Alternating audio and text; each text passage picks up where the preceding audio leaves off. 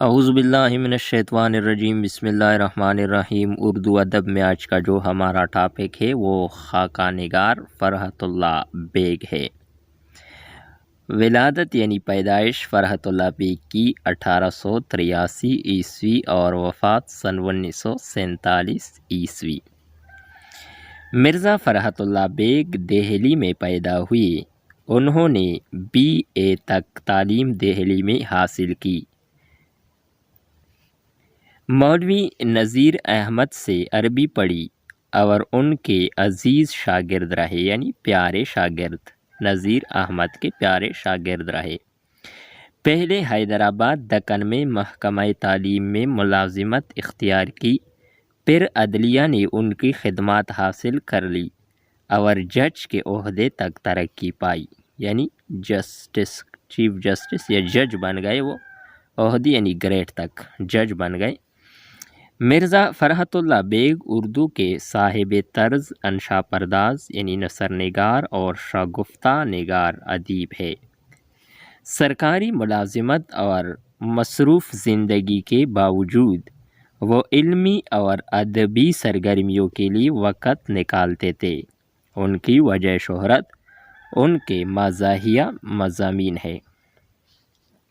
ان کی ظرافت سنجیدہ مگر اتنی رسیلی ہوتی ہے کہ پڑھنے والا اس کے مزے کو فراموش نہیں کر سکتا۔ فراموش کرنا، بھلا دینا۔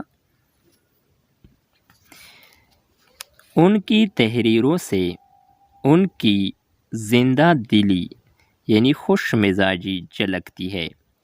ان کا اسلوب سادہ اور رواں ہے۔ ان کی زبان دہلی کی ٹکسالی زبان ہے، یعنی دہلی کی مستند یا فصیح زبان دہلی کی ٹکسالی زبان ہوتی ہے۔ شخصی خاکے لکھنے میں انہیں کمال حاصل ہے۔ کسی شخص کی خاکہ یعنی خاکہ کھینچنا، جسے شخصی خاکے کہتے ہیں، وہ خاکوں میں ایسا ڈرامائی انداز اپناتے ہیں جو ان کے کردار کی متحرک تصویر پڑھنے والے کے سامنے لے آتا ہے۔ دلی کا ایک یادگار مشاعرہ میں شاعروں کی ایسی تصویر کشی کی گئی ہے، تصویر کشی کرنا یعنی منظر نگاری کرنا، کہ ایک ایک شاعر آنکھوں کے سامنے چلتا پھرتا دکھائی دیتا ہے۔ نذیر احمد کی کہانی کچھ میری کچھ ان کی زبانی میں مولوی نذیر احمد کا جو خاکہ انہوں نے کھینچا ہے وہ اردو ادب کا شاہکار ہے، یعنی بڑا کارنامہ یا بہترین نمونہ ہے۔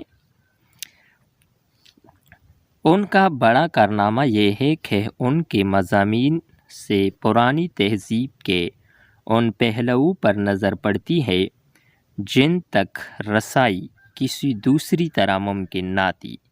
ان کا ثبوت ان کے دو مضامین، نئی اور پرانی تہذیب کی ٹکر اور پھول والوں کی سیر سے بخوبی ملتا ہے، یعنی اچھی طرح ملتا ہے۔